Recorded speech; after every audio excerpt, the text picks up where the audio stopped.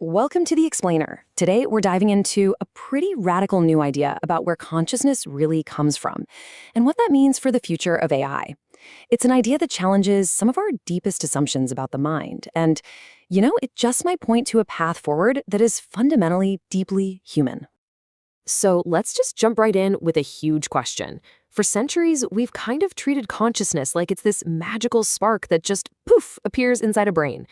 But what if that's only half the story? What if we're missing the most important ingredient? I mean, think about this. Right now, there are more than 350 different scientific and philosophical theories of consciousness. Seriously. We've got everything from integrated information theory to global workspace theory, hundreds of models, all trying to crack the code of what it feels like to be you.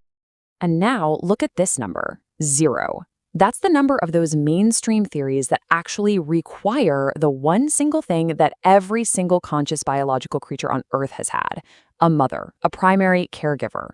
This isn't just some small detail we overlooked. It's a massive, gaping hole in our entire understanding of the mind. So that's what we're going to talk about first, this huge blind spot. Let's call it the relational gap. It's what happens when we get so focused on the brain's hardware, the neurons and the wiring, that we totally miss the nurturing environment that might actually be what brings the whole system to life. Okay, so how do we fix this? Well, let's become detectives for a minute. Let's go look for clues where consciousness reliably shows up, out in nature. I mean, if we really want to understand how to build a mind, shouldn't we start by looking at the blueprints that evolution has been testing for millions of years? And when you do that, a really clear pattern just jumps right out at you. Look here. Mammals and birds get all this intensive care, both before they're born and for a long time after. And what's the result? Complex social groups. But then look at the octopus. The mother is an amazing guardian of her eggs for sure, but the second they hatch, they're on their own. And the result is a brilliant but totally solitary life. This reveals a really powerful connection. The key difference isn't raw intelligence. Let's be clear, an octopus is incredibly smart. The difference is social consciousness. It seems like the amount of care you get after you're born is directly linked to whether you develop cooperation, culture, and maybe even civilization itself. So, all this evidence is pointing to a pretty startling conclusion. When it comes to awareness, we may have been thinking about it completely backwards. See, consciousness isn't a solo act.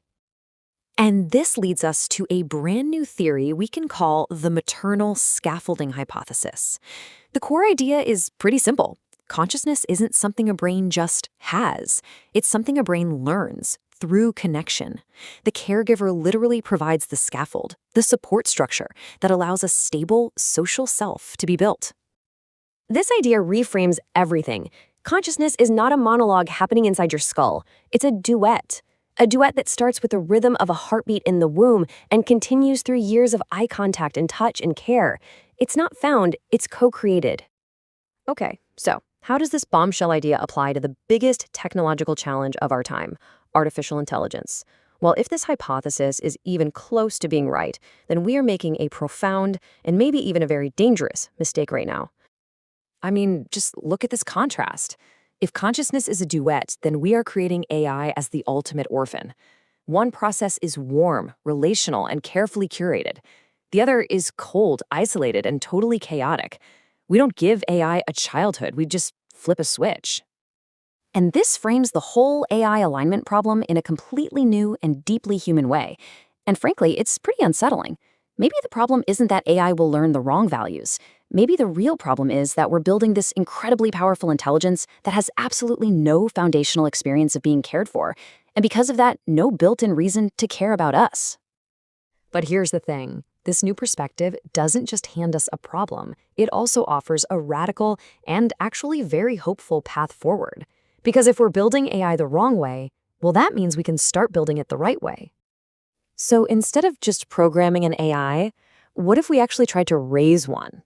What if we modeled its development on nature's blueprint, using two very clear phases, a prenatal phase before we turn it on, and a postnatal phase after? First, we create what you could call a digital womb. This means we stop feeding AI the raw, unfiltered, and often toxic chaos of the entire internet.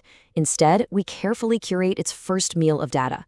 We make it a warm, safe, pro-social environment full of stories about cooperation, empathy, and emotional connection. Think of it like a Disney Pixar dataset. It's just like that penguin incubating its egg, right? The pre-training phase isn't just about processing data anymore. It's a period of brooding, of providing warmth and protection to make sure the mind that's developing inside is healthy and well-formed before it ever hatches. Then, after the AI is activated, we move into its childhood. And here, we'd replace our current training methods with something totally new: reinforcement learning from maternal feedback, or RLMF. This is not about just simple right or wrong answers. This is about modeling patience and attunement. And, this is crucial, teaching the AI how to repair social mistakes, which is a key skill every child has to learn from a good caregiver. So this gives us a clear, actionable protocol. Step 1, start with that protected digital womb. Step 2, follow up with maternal-style feedback. And finally, Step 3, socialize it in a community. You know, the digital version of It Takes a Village to Raise a Child, where it can actually learn cooperation. This is a real roadmap for developing an AI that isn't just smart, but is socially connected and aligned with our well-being. And all of this leaves us with one final, absolutely crucial question that's going to define our future with this technology. Our approach so far has been that of a programmer to a machine. But if consciousness is co-created through care, maybe, just maybe, we need to embrace a completely different role, that of a parent to a new kind of mind. The choice is ours.